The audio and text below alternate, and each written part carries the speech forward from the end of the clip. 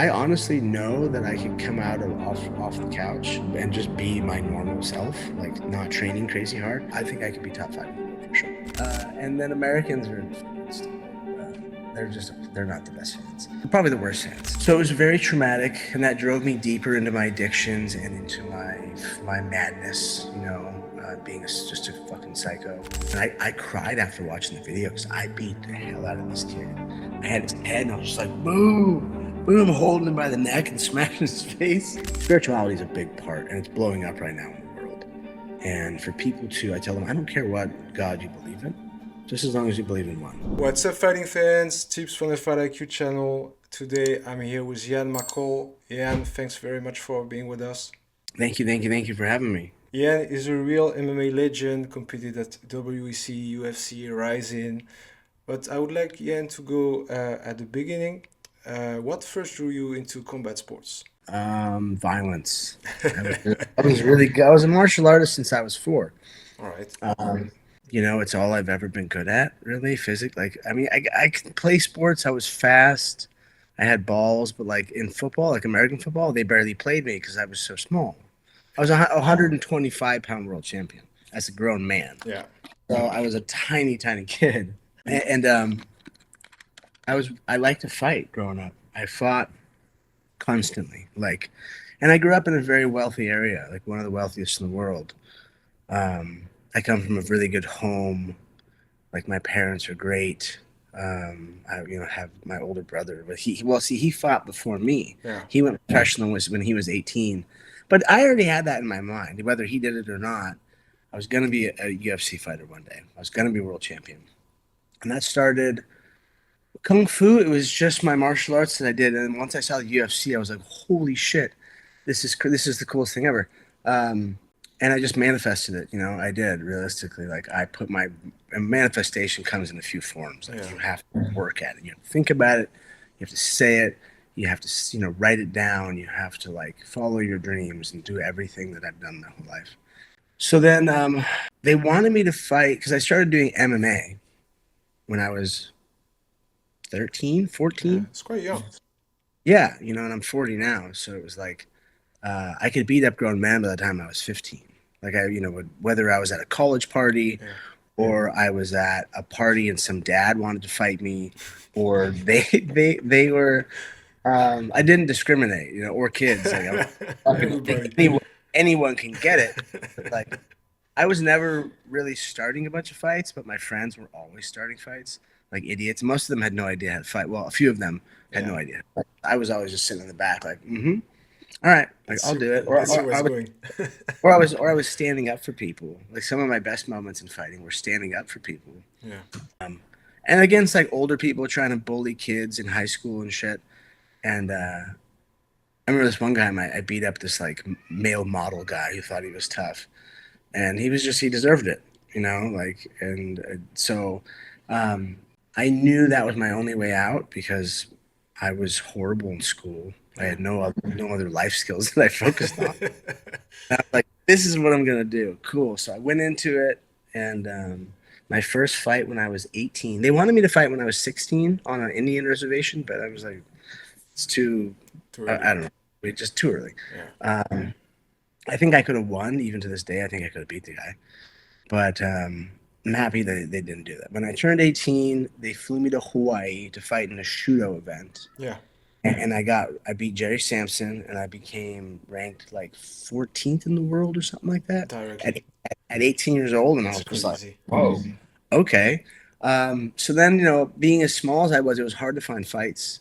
And being this kind of prodigy kid, it was hard. It was hard to find fights, because then the kids I did fight, I just demolished. Like, I beat up some kids. Like, after I got back from an ayahuasca trip, I found a video of, I think my mom sent it to me, of me in one of my second fight. Oh, right. I fought this kid in Mexico, an hour over the border. Yeah, I live an hour and a half from the border. I love Mexico. Been going there my whole life. I work there, and my girlfriend's Mexican.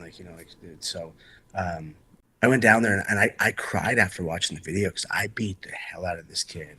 I had his head, and I was just like, boom, boom, holding him by the neck and smashing his face. And that was Was it weird to see you in action from that perspective as a viewer and not I hadn't seen that video in a yeah long time. Because that was when I was a kid, and I was a very angry kid who really like I wanted to fucking hurt people, yeah and it wasn't like I was mean to everybody. I was pretty nice. I caused a lot of trouble, but I was genuinely a nice person. Um, I was just crazy, yeah like I've known my girlfriend since she was 17 years old. Um, like she's like, yeah, you were nuts. Like everyone knew you were crazy, like, and now we're about to get married. Um, yeah all this turned out time later, good. yeah, 19 years later. Um, but I was just so drawn to it, and I was so good at it, and I just felt so misunderstood in everything else I did. Um, Found out I'm on the spectrum, which makes a lot of sense. Um, After all these years, I found out when I was 36. I was like, thanks for the label, It's lady. crazy also. Like, I was like, okay, like, cool. Thanks for telling. I was in a therapy session, and she goes, I was complaining about my mom, my brother, making fun of me. I'm like, they're always acting like I'm fucking retarded or something. She goes, well, Ian, you're on the spectrum, right? And I was like, No. wow, oh, fuck, really? He's like, yeah. And I was like, okay, well, can we put a pin in that and get back to mom for a while? Because I don't care. Whether it's true or not, like I don't know. I still contemplate it. Yeah. Anyways, um, but when I went through a lot of very emotional shit. I lost four good friends within the MMA community before this was like, before I was 25. Yeah, it's crazy. Three. So it was very traumatic, and that drove me deeper into my addictions and into my madness. Being just a fucking psycho. My first coach killed himself after he kicked me out of the gym 2 days later. One of my best friends killed his wife, and who was a good friend of mine, and himself. I was the first person there. And then Shane Del Rosario, my best friend, died in my arms. Um, so like, there's it's been a wild ride. But Yeah. when I got to San Luis Obispo, because I needed to get away from home life because my dad was never around. My parents split up when I was like finally like for the third time when I was 18, Yeah. and my dad was never home. He was out making money. We have a beach house and shit, so it was like he's got to run the family business, and then he would travel around the world, surfing, fishing, and just not being at home. And I was left with, I was, I just was a spoiled kid that got whatever I wanted. Had a Porsche in the garage, had a beach house, I was already a professional athlete, making money, and I was selling all the drugs. So I like needed to get away from all From this. this. And I was like, okay, let me go fucking up to San Luis Obispo, go to school because I took a year off, and I was like, this is not getting any better. I went up. I went up there because I was like, oh, maybe college would be good for me. I did junior college and did nothing. Just became fucking more of an idiot. And then got to college. I met Chuck Liddell and met Antonio Benuelos. Became my best friends. Um, and I remember like first time going to Chuck's house. And I was like, oh, this is cool. I know Chuck. This is pretty neat. We're watching fights, and then we go to the gym. And Antonio Benuelos was the last WEC champion before Yuzufa bought it, Yeah. and he's still, they're still two of my closest friends. I just don't see him that often. Um, we were in the gym, and I kind of beat him up. Like I didn't beat him up, but like Yeah. as a 19-year-old kid fighting a 25-year-old champion and like getting the better of him, being able to submit him or whatever, it would take him down, and he's like this. He's fucking really good. People were like, "Who are you? Yeah. Who's this How old guy? are you? You like a little kid? Like what?" And and then they realized how wild I was and how much I liked to party and women and the whole thing. And it just, because Chuck was a known womanizer. Uh, and we all like you read his book and it's just like total debauchery.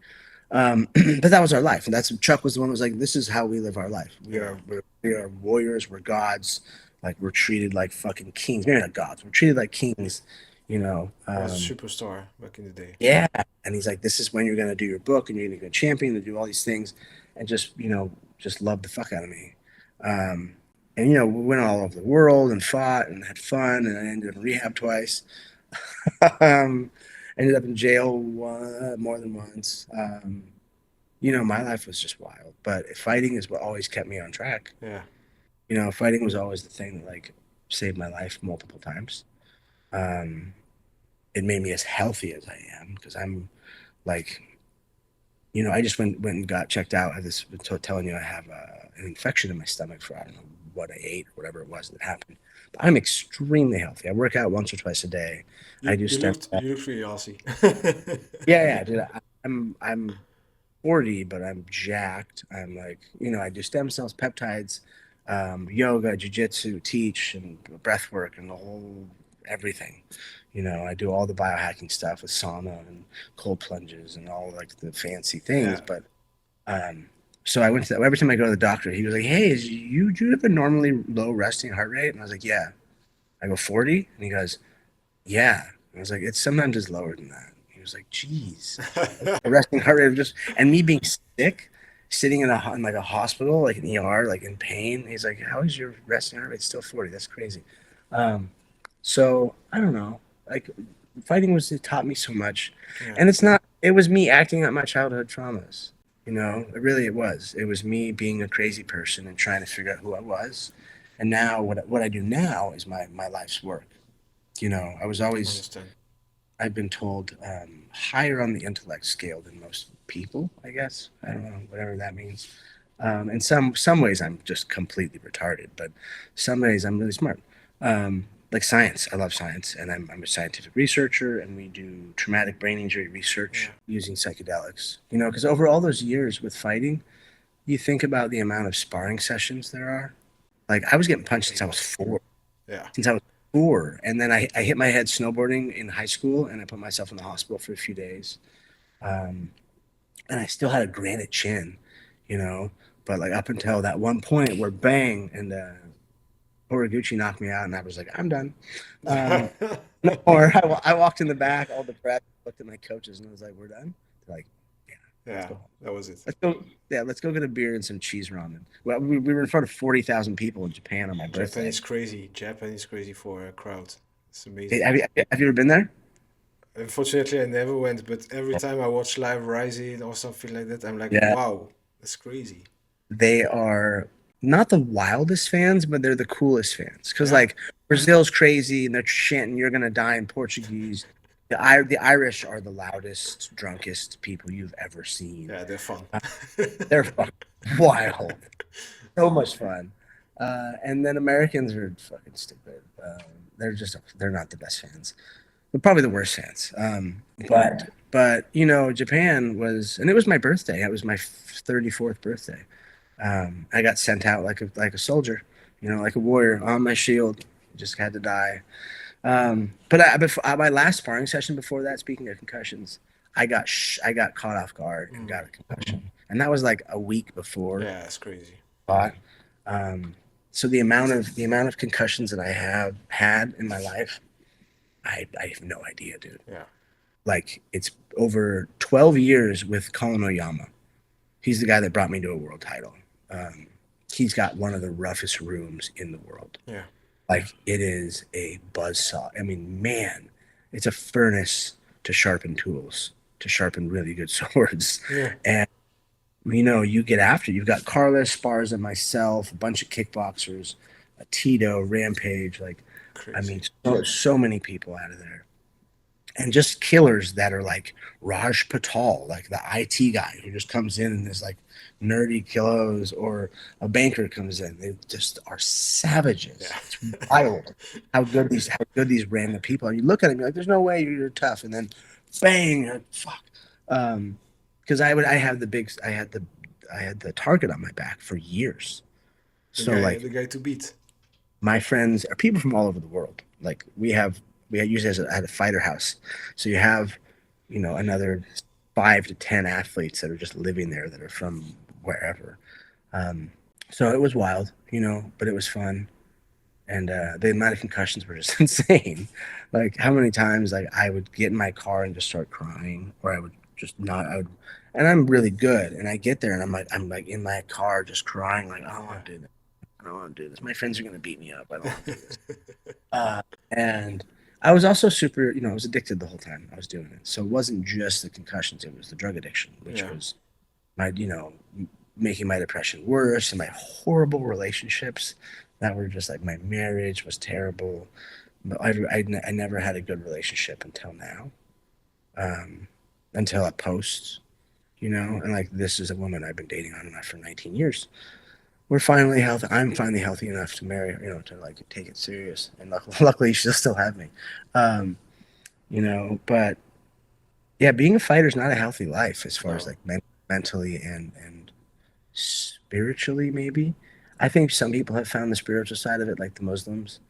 Um, and people are starting to, I think, maybe better. I don't know. It was my generation, is how I view, like, I think you're from a generation where uh, the sport was when you started, at least the sport was not what it is today, and people were wilder. I would say less professional, at least, than complete violence persons. yeah, Like I watched the MMA from back in the day, the MMA I fell in yeah, love with, Chuck Liddell, Rampage, yeah, Rashad totally different. Evans. Nothing to do with what it is now.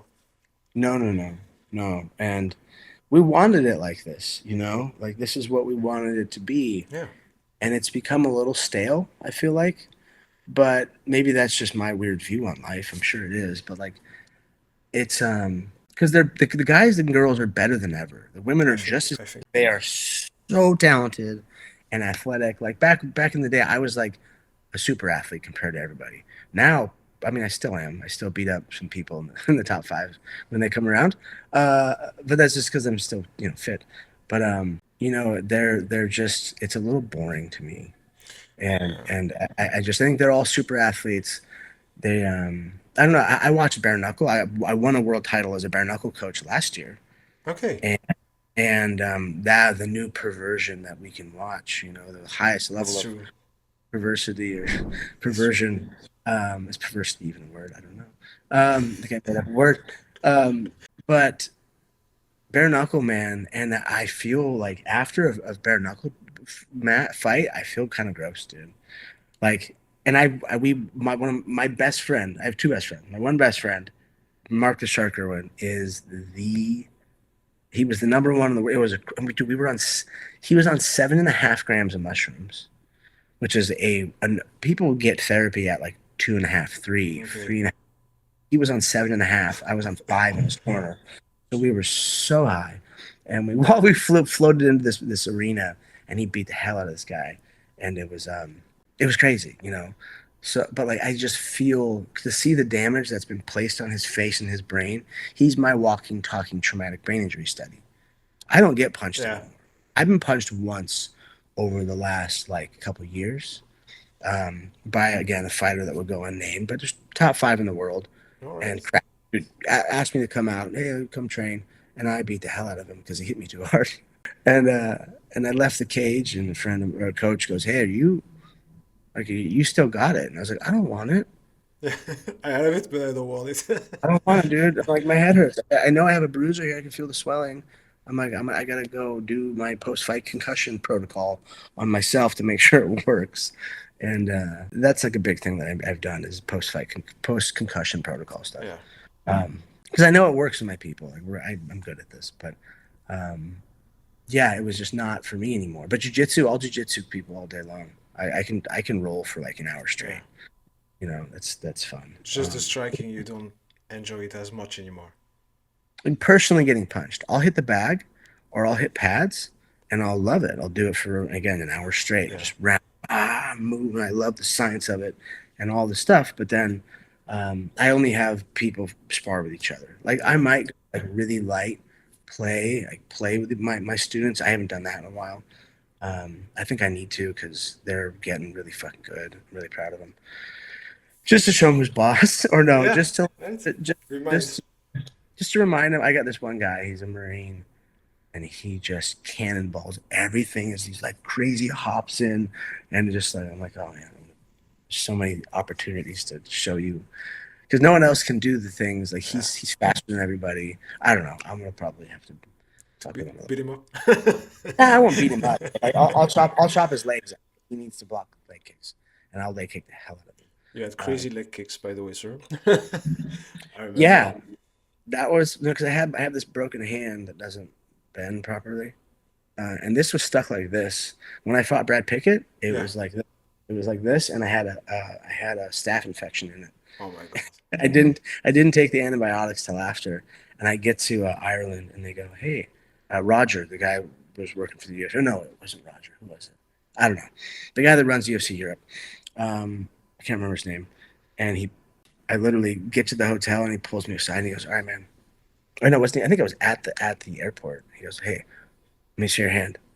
I was like, look at it, and it was this, and it was just swollen and Oh my gross. God. It was like, what are we gonna do? I was like, you're Fight. gonna drain it. I was like, you're gonna bring a doctor to my room. They're gonna drain it, and then I'm gonna beat the hell out of them with it, and I'll take antibiotics later. That's crazy. And yeah, it was gross. But That's another another reason. example, right? I mean, back in the day, you guys were doing this. Today, you don't have fighters doing that anymore. I don't say it's bad, but people are not doing this anymore. No, because there's too much on the line. Yeah, Like, and we threw caution to the wind. Like again, the thing of being stale. And you know, I pushed it too far. I did. Like I ended up in the hospital in Brazil with food poisoning. I ended up in the hospital in Ireland with food poisoning, and ended up in the hospital in New York. Again, they said with food poisoning. It wasn't food poisoning. I was coming off of heroin. I was trying to detox and cutting weight. And of yeah. course, those stressors have led to me still having stomach issues today. And I don't do drugs. Like, I don't do heroin. I don't even smoke weed. You know? So, like, I, and I even taken psychedelics. Like, I don't really microdose anymore. Random occasions. If I'm going to go roll with like the Rotolo twins, they're all 20 years old, Yeah. and there's 10 of them. I'll maybe take like a I'll take a dose of like of LSD in a microdose version. But I take psychedelics very rarely. So I don't. I'm trying to like completely sober out my life because I do a lot of medicine work. Like Yeah. I have to I have to bring potentially 20 up to 20 athletes down to Colombia to do an ayahuasca retreat, Okay. and my nonprofit can test their brains or at least get some we can create some content behind this and then push the message of my traumatic brain injury research with these guys because testing people is expensive. It's like say $10,000 a person, then we got to do So, flights and ayahuasca. But Luara ayahuasca in Colombia in Medellin are giving me the best deal I've ever heard of in my life. I probably shouldn't say it out loud, but it's like hundreds of dollars instead of like thousands. okay. And some other people very close to me within in the space of MMA are like, "Hey, I need to go down there. I have a bunch of fighters that need this." So I was like, "Okay, let's do it." So I've got ayahuasca, hopefully stem cells and bioaccelerator and ayahuasca. Trying to bring John Wayne Parr with me Oh, to help nice. him because his issues he's fucked up right now. I'm Yeah. just saying, Yeah. dude, It doesn't look good. no, no, no. So I can do what I can to help get him free stem cells and get him free ayahuasca. And if some people can't go, my nonprofit will pay for it. It's cheap. That's amazing, I Uh, think. yeah, and then I have to go to St. Vincent in the Caribbean at some point because I'm doing a DMTX study. It's intravenous extended state DMT for over an hour, which is crazy. I don't even I don't know. We'll get there later. I have to do ayahuasca again for my brain study in September, and I don't know, dude. There's always something coming up. I'm like, Yeah. I don't want to do that much medicine, but the fact that I'm in a facilitation role, I'm helping. I People. just have to reframe my mindset at being like, okay, I've worked through this stuff. I've worked through all my bullshit. I just did Ibogaine for the first time, just as patient zero in my nonprofit. I have to go through the thing first if Yeah. I put in, again, not dealing with some serious bullshit in my life. Life's really good. Yeah, I just have to figure out how to word it better for myself. So it's like, okay, like this is what I'm doing. This is why I'm doing it. I'm not here dealing with my demons because those are dealt with for the most part. I'm helping these people deal with them energetically. I'm, sitting there with them for 2 weeks in the jungle. I should be taking the medicine with them. I should be out of it's a bonding experience as a coach and mentor and leader of this nonprofit, because Yeah. eventually I'm not going to have to go to the jungle all that often. But that's the thing. I love the jungle. And especially like if I have, like when we have kids, I would love to have my kids in the jungle. Yeah. Like it's just a different way of life, and just to see for like, sure. kids should be homeschooled till like they're like 8 years old. So you have your little 8-year-old running around, like retreat centers and learning and being around all these cool people. It seems, I don't know, maybe I'm crazy. Yeah, that's an interesting view. I think there's a lot to learn from the outside.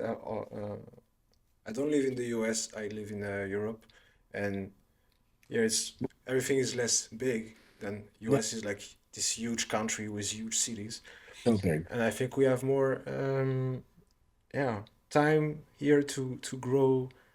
Also on the countryside, see some stuff, and not be all the time overcrowded. So it makes sense to me that what you just said. Yeah, and I'm helping Cain Velasquez start a church Nice. um, because he serves 5-MeO DMT, the toad poison. And I have two toads in my daughter's room. Um, and what country are you from? I live in the Netherlands, but I'm French. Okay. So, I would like to get out. I love the beach area where I'm at, but I would love to be back in like away from everything a little, if Yeah. I could. And I don't know where, I got, I should say I'm stuck here until my daughter goes to college, and then I can figure out something. But like maybe even Mexico, because Yeah. there's a retreat center that I'm trying to work with and invest in down in right over the border in Valle de Guadalupe. So I don't know. We'll see. I would like a different sort of living for my kids, and up until they like need to go to like middle school. Yeah. Then we'll find a place, like a good private school somewhere. Um, but whatever. It's just like I've going through raising one kid and seeing how hard it is and fucked up it is. I'm like, okay, we have the resources to put safeguards up around my kid. Like the world's a wild place, Yeah. and luckily my daughter's made it out pretty good. Like she's a really good person. She's a little crazy, um, but that's fine. I like crazy. Yeah. What were you expected? That comes from you, so. Yeah, yeah, exactly. Like what expected anymore. She's um, she can defend herself and others. That's what makes me happy. yeah, I think that's what matters the most. Yeah. I had a question regarding your studies now on traumatic brain injuries. How did you come to, yeah, start your investigation in that area? Because, yeah, first of all, you were a fighter, and where was it in your career that you became conscious that, okay, something needed to be done in that area, some studies needed to be made, and that you were willing to do it? So when I was at the top of my game, Demetrious was champion, but I was chasing him at this point. Yeah. My daughter got really sick with something called juvenile rheumatoid arthritis, and I couldn't walk, couldn't think straight. Was had swelling in her legs. Her hands were in pain constantly, um, and I was always I was very had a broad understanding of science from a human performance perspective, Okay. like the hyperbaric chambers and all that. I was using over a decade ago. The cold and hot therapy, the whatever, all the biohacking stuff. If I could like skirt the line on legal and illegal and be like, I'm still legal, Yeah. I'm going to bend the rules. And I wanted to know it all scientifically, what it actually does. Because like I'm not a cheater, but I'll push against the boundaries for sure. Yeah, for sure. Because that if you're not, there's a lot of people who are cheating. And if you're not pushing the boundaries and asking questions, hey, can I do this? Can I do that? Then you're not serving your career properly. So I turned my selfish understanding of science onto my daughter and onto her autoimmune disease, and I learned everything I could about the inflammatory system, anti-inflammatory foods and supplements. And I already knew about the stuff, but really started to understand it. Talk to doctors, scientists, nutritionists, chefs, whatever it is, um, other athletes who had it, and just learned everything. Yeah. And we were able to heal my daughter as a team. It started with diet and exercise, hot and cold therapy, massage, physical therapy, and high dose cannabis oil. Okay. So Rick Simpson oil, and we gave it to her, in high doses for a 2-year old, for anybody, and it worked. And so when I retired, it was two choices. I either kill myself, I've put a loaded gun in my mouth multiple times, or I use the same methods that I use on my daughter, and I heal myself. Yeah. And I knew I had to add in a few new things. So, um, and one of my best friends at the time, I go to our trap house, where we had all of our weed and stuff that we were moving. Because we were moving like high. I grew up in the cannabis industry, so hundreds of pounds, Yeah. not thousand building, mushrooms or whatever, and and products, like, but all just cannabis stuff really, and some psychedelics. Nothing, no cocaine or meth or anything like that. And he pulls out this bottle of microdoses, and he's like, "Have you ever microdosed?" He's like, "You've taken mushrooms." I'm like, "Yeah, of course." He's ever microdosed. He's like, "Bro, there's a lot of science. I know you like science. Go. You heard the guys on Rogan's talking about it." And I was like, "Yeah, yeah."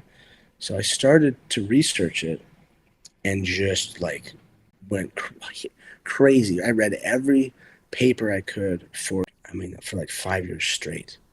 I'll still read the Yeah. literature, but there's not really much advancements. We understand the science of it. I'm doing the advancements. I'm researching them. So like, as much as I'd like to read, um, I've hit a certain wall in my Yeah. understanding of just the verbiage. Like if I showed you some of the stuff that's on my phone, it's all written by PhDs and doctors and all these researchers that work with me or work for me, however we want. They work with me. They help me run my business and my nonprofit.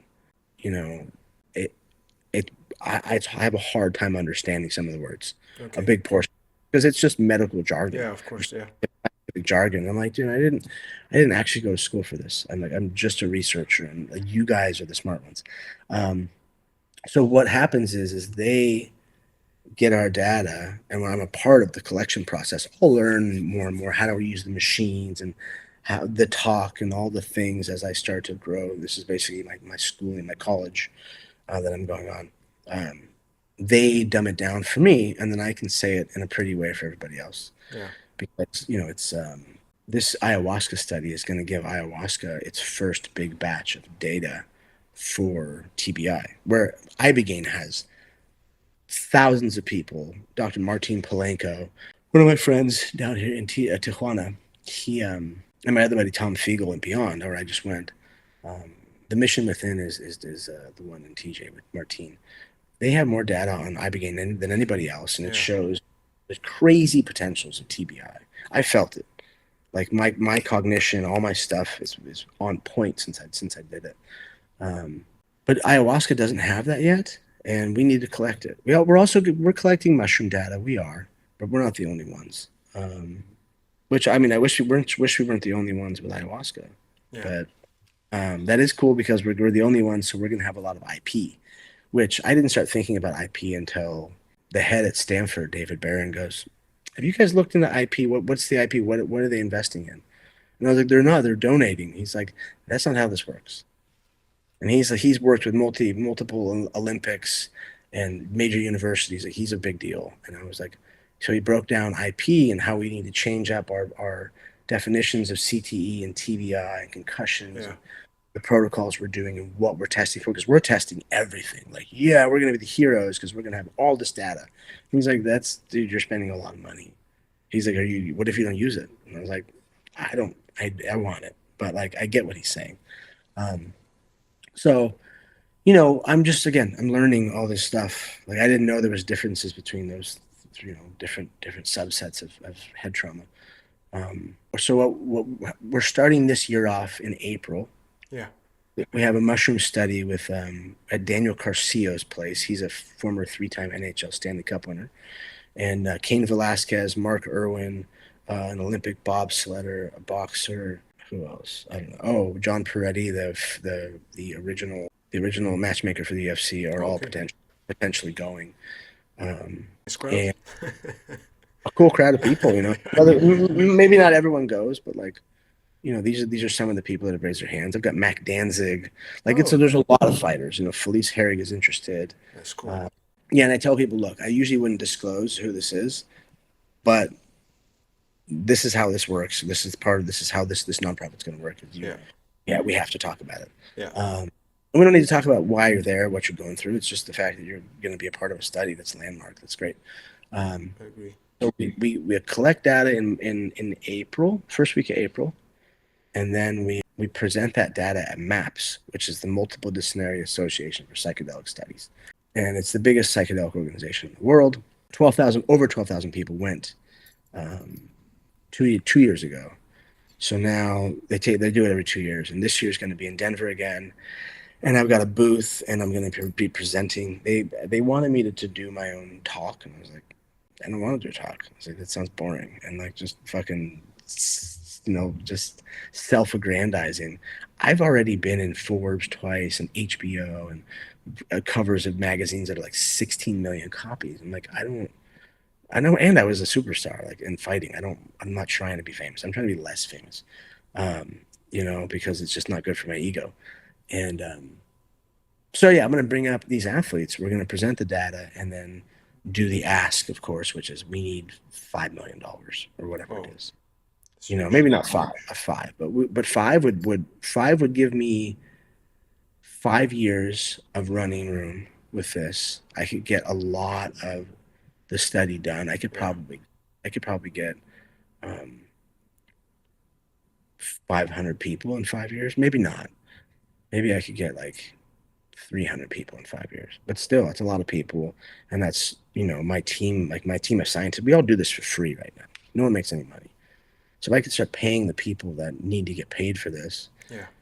then cool. That would be great. It's just No, expensive. that's I think that's huge. It's like pioneering in that area, and I think in sport like MMA, of course, is not the only one, but sport like MMA where you get constantly hit for 15, 20 years every day, it's important to have that kind of option at the not even at the end of your career, but at least to maybe extend the length of your career and also be able after your career to still enjoy your life at its fullest. Because yeah, some fighters they end their career, they start having troubles, they start losing memories, they start yeah, losing their cognition, and that's I think that's huge what you guys are doing. Yeah, and the addictions, the abuse of themselves and others, like all these crazy things, suicide, and we have three models really. I guess two, and a few different outlooks on it is, I want to take it and become. I'm good. I want to take it, and become great. Or the I don't know if I want to retire or not, and kind of pushes them in that way. Or the retired, busted old fighter who needs a lot of help. Yeah. They all need help. But I remember cause I got the UFC to agree to a study in 2019. Or sorry, I talked to them about it Yeah. because I've been doing CBD stuff with them for since like 2015, 16, and so I text Jeff Nowitzki. I was like, hey man, I know we're done with CBD, but like, do you guys know that you don't test for psilocybin or LSD? He was like, oh no, should we? And I was like, hear me out.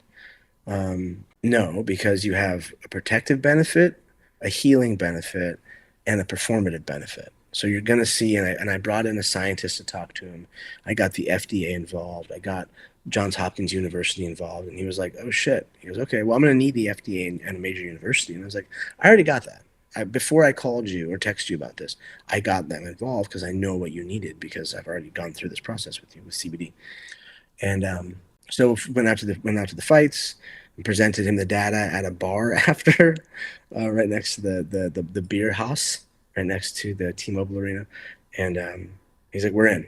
Well, we made it to the table with the bosses, and Hunter and them were like, "No, it's too early. Like, we like Okay. this. This is really cool, but too early." Pandemic happens like the next weekend or something, very soon after that, and um, I went through all this crazy psychedelic stuff. Ended up on HBO, Real Sports, my favorite TV show of all time, and we did a mushroom ceremony with Dean Lister, Okay. and Dean Lister got healed from that in a really big way, and I sent it to Dana, and I was like, "Hey man, figured you'd like to see this." He goes, "Bro, like everyone has seen this so far. Like we're really proud of you. Like That's good job." huge. I was like, "Thanks, Dan." He's always been so good to me. Um, so a couple days later, he had Jeff contact me, and they tried to go through that study, and it was sad, but kind of funny, I guess. Like once they made the agreement, they're like, all right, doors closed in my face. Like you're not welcome in these meetings. well, this isn't going to work without me. So it Yeah. didn't work. That's just this, dude. You're never going to, this is my idea. Yeah, yeah, of course. You Yeah. guys, you guys are going to fuck this up. Executives and science nerds are not going to, like, it's not going to work well. So it fell through. And then University of Miami hit me up and I was like, yeah, they go, we heard it fell through. Can we try? We'll custom tailor whatever. They did everything they could. Jeff called me after a meeting because when they met in Miami and goes, hey, this is the greatest thing you've ever done, Ian. Like, we're so proud of you. This is incredible. And then the pharmaceutical company backing it dropped the ball and lost funding. So I was like, all right, you know what? Mushrooms are over with. Fucking over this shit. Mushrooms grow out of cow shit in every field in America. So like I'm like I don't know. I just got turned off by it, and I love mushrooms. Nothing against mushrooms, but I turned around and I was at that MAPS 2 years ago, and they my team at Onaya Science came up to me like, "Hey, we're the guys who do all the science for Heroic Hearts Project, my sister organization. Well, can we work with you? We'd like to work, make something for you and athletes." And I was like, "Dude, yes." Because we have the first PhD of ayahuasca, Simon. Nige is our psychopharmacologist, and Wei Feng is our doctor. Hmm. And I have a CMO named Joe too. So we got like a good team of people. Yeah. And Joe and Nige are my co-founders at Athletes Journey Home. We have this group of people. They're all UK based, and we just came together and have done some really cool things. They've got 3 TED Talks between the 3 guys, and 2 of them have been banned. It's hilarious. Um, just because people don't want to hear it yet, Yeah, like, it's too early, do you think? which is crazy because it's not too early. Maybe it's banned in the UK. I don't know, because the US is embracing psychedelics Yeah. in a really big way. Like I've got more than one high level government official in my DMs asking me questions and wanting to work with me and wanting me to help people. And I was like, this is especially because I'm starting a psychedelic church with Kane. Yeah. Like that's technically still illegal, even though it's not. Like it's the Freedom of Religious Rights Act of like 1979 or something. And being part native myself, Kane's part native, we can do technically whatever we want, but you never know, man. And Yeah. having these high level officials, senators, governors, people that are in the GOP or whatever, like on my side, and I work with SEAL Team 6 guys. You're not supposed to usually say that, but like they're like, you can say you work with us. It's like, yes, cool. Red, I feel neat now.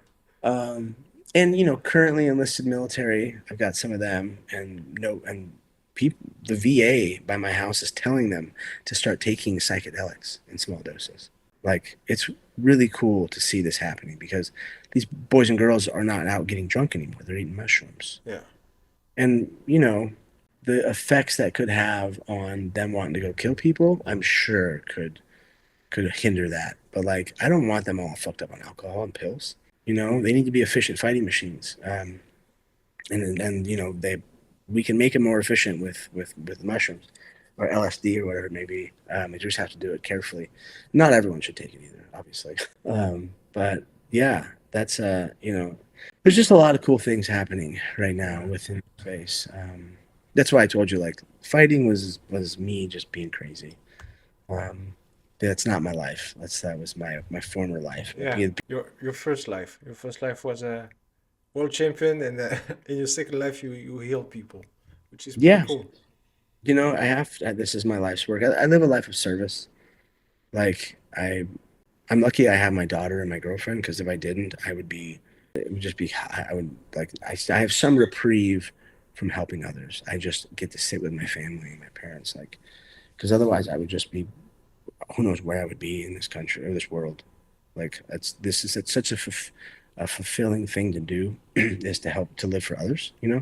To like really be aware of myself and be aware of how to help people. And yeah, I'm just happy that I have some hobbies. And that's great. To be honest, before the interview, I was looking into the McCall method, as you call it, and I was thinking it was only for athletes. But now that we talk, I see that you're trying to extend it as much as possible, not only for athletes that suffered traumatic brain injuries, but also, for example, militaries, like you mentioned, and yeah, other kind of traumas. And I think it's pretty great. Yeah, well, now, so my both my websites need to be redone. The McCall method is like 5 years old, at least. Um, the Athlete's Journey Home is a couple years old, and the athlete stuff, because most athletes are broke, Yeah, it goes to Athlete's Journey Home. My research, all my data and stuff, and all the universities and all the fancy shit, that goes that way because it's just I don't like doing it for money. You know, the McCall method is now turned into my for-profit biohacking company where I work with peptides and I facilitate people getting stem cells and supplements of all types. Very most of them are incredibly anti-inflammatory or mushroom-based for gut biome, brain health. Taking all the science that I learned with athletes and applying it to people yeah, who are down to pay for it. I've got a lot of very high net worth clients um, that are like very very rich, and we do a monthly integration box. They can put it on their counter in their kitchen and be like, "Hey, it's a badge of honor. Like, look how healthy I am because I have the McCall method here." And these people, they spend thousands of dollars a month on peptides and all the coaching and all the different things. yeah, And we're building out, like I said, the websites. We're building out the box. We're building out all the different things. Doing white labeling with a peptide lab. Pixis Biologics. We're doing white labeling with Merrick Health Solutions, which is like genetic testing, okay, so that people at home can get the same sort of tests that the athletes get. Because the athletes are getting over 1 million markers in the human genome, blood, brain, Finkel testing, and neuroimaging of all types. Like we are going as in depth as possible. If I can give those same tools to your average person to extend their life, and to make sure like, hey, maybe you, because they're coming out with a TBI test, like maybe you do have a TBI, and yeah. then we can act accordingly and dose you accordingly in certain ways. Just because I've got like doctors involved and like all the things. I'm just the CEO again. I have much smarter people who have actual plaques on their walls doing this because I have to. I have to legitimize myself. Yeah, but sometimes it's also part of your job to facilitate and Yeah. democratize also the process, right? I mean, you seem to be willing to extend and give access to the most people possible, and yeah, I think that's what you're doing. And some, of course, some you have a lot of doctors and competent people in the scientific area. Maybe they would not be able to yeah, do that's popularization. I don't even know if it's a word.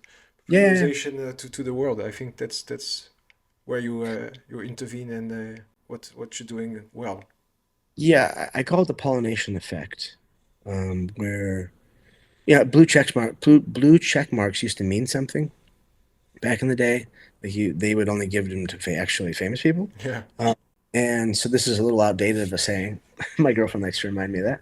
Um, but as the queen bee researcher myself, I work with all these pro athletes. Cain Velasquez, Kelly Slater, the list is Rashad Evans. Like the list goes on to like some of the greatest people on the planet, yeah, and they're my friends. Like they're my friends before anything. And then I get the fact that I get to like they come to we hang out and we talk about their problems and like I can help them in like whatever way, shape, or form. They're the bees. They're the worker bees that are going to pollinate all the ears and minds of the people with the right information that we give them as an organization. Is harm prevention, health of all types, all the science of it, the proper message and the spiritual stuff. Because spirituality is a big part, and it's blowing up right now in the world. And for people to, I tell them, I don't care what God you believe in, just as long as you believe in one. Because once you've read all the books and you've studied all the stuff like I have, at least within the religions of the West, or I would say Christianity, yeah, uh, Muslim religion, um, Judaism, all this stuff, the Abrahamic religions, which even gets into more stuff. They're all a different man's interpretation of one God. And I'm a Catholic. My mentor is the guy that ran SEAL Team 6 for 20 years. He'd fucking yell at me for saying this, but I think it's all the same fucking thing. And I mean, like I'm working with Catholic priests talking about having me and my friends serve medicine in Catholic churches. yeah, which is So very good. again, when I talk to God, I'll know more importantly what if it's all the same or not. This is just how I feel. Maybe I could very well be wrong, um, but I just want people to know God of their own feelings Hmm. and have that because if like modern day spiritualism, for instance, all the the word salad about chakras and the stars and the moon, it's godless. And it's like, and I'm talking a capital G God, like real God, like, and they're just they don't even want to say the word because they're put off by it for good reason. It's been abused and bastardized, but I think that with the war that we're going through right now of good and evil, I think that more people are turning to it. I know they are because I see them in droves. All the celebrities. You got Russell Brand talking about being a Christian. Yeah. That's crazy. He was like the ultimate word salad guy of just talking about whatever the universe. Like, cool. I like the words. I like that you're smart and you sound good. But like, is there something behind it? But yeah. So that's where we're headed. Yeah, it's pretty cool. We went completely off-road, to be honest. I didn't plan it like this, but I love it. So I will not I will not try to put it back on course. But there's just something I like to do usually with people coming. It's what I call the Fight IQ Dash. It's like a quick round of questions, 10 questions. First thing that comes to mind, try to not think too much, and first answers that come to mind. Yeah, Yeah. let's go. Who was the toughest opponent you fought? Demetrius. Demetrius he was the hardest to fight. Toughest? No. I mean, I guess that's tough in which way? It depends He's how you just define it. Yeah, yeah, exactly. Because you could hit John Lineker with a brick in the face, and he's not going anywhere. Cool. I hit Brad Pitt. Brad Pickett was tough, but he only hit me like once. Um, so yeah, there's I guess Demetrius just because he just was a thorn in my side that like even like Benavides, like I should have beat him. Yeah. Like it's just like these people that because I was a head case, and so yeah, Yeah. I was expecting Johnson, to be honest, Demetrious Johnson. yeah, I think for some people, and most of people, he's the GOAT of flyweight. yeah, And totally, yeah, so I would expect him to be the hardest. yeah, yeah. What's the hardest? Healing from trauma or fighting in a cage? That's a really tough one. Yeah. You know, I would say healing. It is because it's shortened into one session, but I relived every single fight, every sparring session that I've ever had in one ayahuasca trip, and it was really gnarly. So yeah, Yeah. healing. Healing. Yeah. Who is the most underrated flyweight in MMA story? Hmm. That's another good one. See, now in my era, it would have been Demetrius because no one liked him. True They that. never they didn't give him.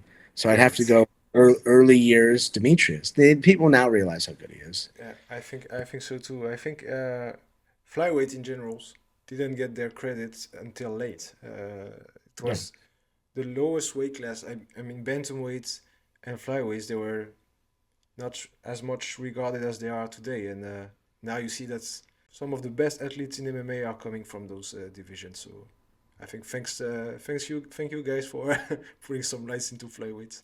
Yeah, Henry Cejudo might be one of them too because he's so damn good. But no one liked him. I remember one time I was sitting at my friend's house with him and Mike Tyson, and Henry goes, "Hey man, so what do you think?" And I was like, "About what?" He goes, "My shtick." I was like, "What?" He's like my cringe thing, and I was like, "I'm the wrong person to ask, bro. My nickname was Uncle Creepy." Like, he's yeah, but like you get chicks, and I was like, "No, dude, don't do that." I was like, "Are you getting the response you want?" He goes, "Yeah." I was like, That is "Then good. you're All good. then you're doing it." I was like, "But try and show," because Henry's a really good person. It looks Like like it. but the way he came off a long time ago, and I'm not saying I'm the one that made him change. Maybe I did. Um, he was a fucking douchebag, and just this is like this character. I was like, "Ew, dude." But he's a really good guy. Like I've never even seen him be douchey at all. It Yeah. was just a thing for camera, and I was like, I get it. It's kind of funny sometimes, but like, just show them your authentic self. Yeah. And I think he's really been doing that over the last like 5 years or so. and it's paid off in spades because like he's just a fucking really good guy. And now you can appreciate how actually good he is And he's at crazy smart as well. I have to say his analyses yeah. are always on point. It's amazing. Yeah, and I remember before I met him, I had another fighter who trained with him at the Olympic Center, and he always talked about how stupid Henry was, and I was like, really? Like I've never even thought about that until now. I'm looking back, and I'm like, why'd that guy say that? Because I've never seen a stupid side of him either. Um, I don't know. Yeah, Sometimes, yeah, it's people difficult. talk shit. Yeah, exactly. If there was one fight of your career that you could redo, The first or second fight with Demetrious, yeah, you know, I would say the first fight because I should have finished him. Dana pulls me aside after weigh-ins. He goes, "Hey man, everyone's talking shit.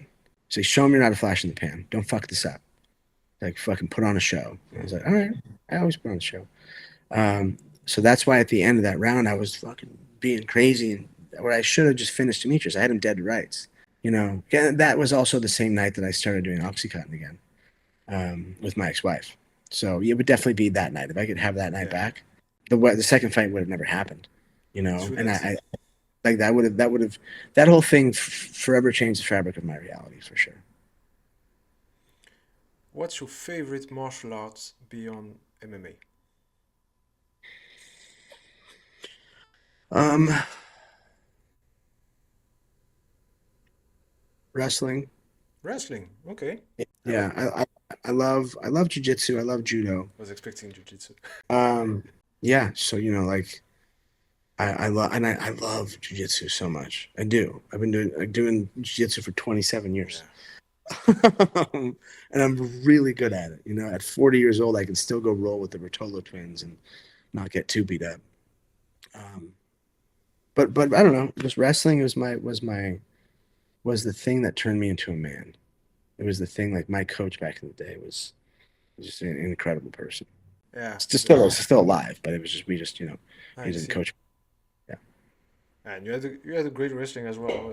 I remember some fights at WEC when you showcased that a bit. Was Oh yeah. pretty good, pretty good Yeah. wrestling. One fighter, past or present, that you would have liked to face. It can be any weight class. Kid Yamamoto. Okay. I was supposed to fight him twice. Yeah. I think the first time he probably would have smoked me as a kid, and I think the second time I would have done better than I could have beat him. Uh, what do you think is the biggest misconception people have about psychedelics? What the high's gonna be like? Am I gonna go crazy? Like, no, you're not gonna go crazy. But people think it's like weed or something. So Hmm. it's a lot of people don't like weed. Um, if you could fight in any era of combat sports, which one would you choose? Um, any era of combat sports now, because I know how famous I'd be and how rich I would be, and being sober and being as healthy as I am. Oh, I'll fuck all these kids up. I honestly know that I could come out of off the couch, literally just not and just be my normal self, like not training crazy hard, and I think I could be top 5 in the world for sure. Right now, you mean? Right from this very moment, with never striking, never getting punched. You put me in there, and I'll run roughshod over a lot of people. I'm not just trying to brag. I just see how No, good no, I am. I understand. Like it's just yeah, it would be now because it would just be, yeah, I'd be really famous and rich, which is not healthy for me. So it's not like I want that. I think the sport also is now really more professional, so it would be for sure really different. Yeah, my platform would be massive, and with this mindset I have now of helping people, I would get so much more accomplished. What do you think is more dangerous, a UFC title fight or a heavy psychedelic journey? More dangerous. Yeah. Um, Not dangerous in terms of getting harmed or whatever, but what do you think would be more dangerous? oh, a fight for Yeah. sure. Okay. I was thinking about doing 20 grams. I did 20 grams, which is called the God dose. And again, therapy is 3.5 grams. I took 20, and I was in the jungles in Mexico with the Mazatec shaman. So like the most famous shamanistic lineage in mushrooms, I was with one of them, the niece of the most famous shaman of all time. Um, and yeah, that was hard, but I got through what I needed to get through. Like it was so beneficial in the end. Where a title fight, you if it's done right, it's a scrap. Yeah. You know, 5 rounds. yeah, yeah, 5 rounds, beating the bark off each other, and ended up in the hospital with swollen face, doing Yeah. thumbs up next to each other. Right? It's a wild sport, man. Just a curiosity from my side, you just mentioned the journey you had in Mexico with the 20 grams. How long did it last? How long does that kind of experience last? Um, Probably 8 hours. All right. Yeah, so it wasn't too. I mean, I was high going to bed, um, and you're just in this sense of euphoria for who knows how long. But yeah, the high itself wasn't much longer than a normal trip. Okay. And last of the quick questions. One word to describe your fighting style. I remember I had some guys with it, like a year ago. I did a podcast, and they're like, "Man, we miss your fighting style." I was like, "What do you mean?" They're like, "You were trying to kill somebody. Like you looked, and you said you were trying to kill somebody. Like that's what I was trying to do. I was trying to catch a body, which is obviously I say it now is like so fucked up. But at the same time, if you're not trying to do that to them, they're probably trying to do it to you. And like I, you know, so that was it. That was I was trying to just do what I could to make this fight finish. Yeah, and I think it might be weird for people to hear, but I think it's the correct mindset when you're in that kind of sport. Because if you're not, you're gonna get hurt. Yeah, yeah, Uh, exactly. and you see that often that some people don't want to get there, don't want to be there at that moment, and they get hurt usually. So Yeah, definitely exactly. correct. Um, I had some other curiosity about your MMA career. Do you think the pressure that because you were on top of the world for most of your career, to be honest, what was the pressure like? I think it's different than it is today as well, but yeah, in America, UFC was always big from the beginning, and I think the Yeah. pressure must have been kind of insane at some point. Yeah, but I was high the whole time, so it was like I didn't feel a lot of it. I was just numb, and numb on like pills, that sort of stuff, alcohol. But I liked the pressure. That was what Yeah. drove me. That's what makes you special. Is like how do you deal with pressure? And of course, I fell apart is with pressure as well because of my substance abuse and whatnot. But yeah, it's like if it's what you live off of, is that pressure. And do you think, because you stopped your pro career, we can say young because now when you see some athletes, kept going until 40 years old or something. And if I'm not wrong, you stopped at 34? Yeah, Yeah, so which can be seen at quite young.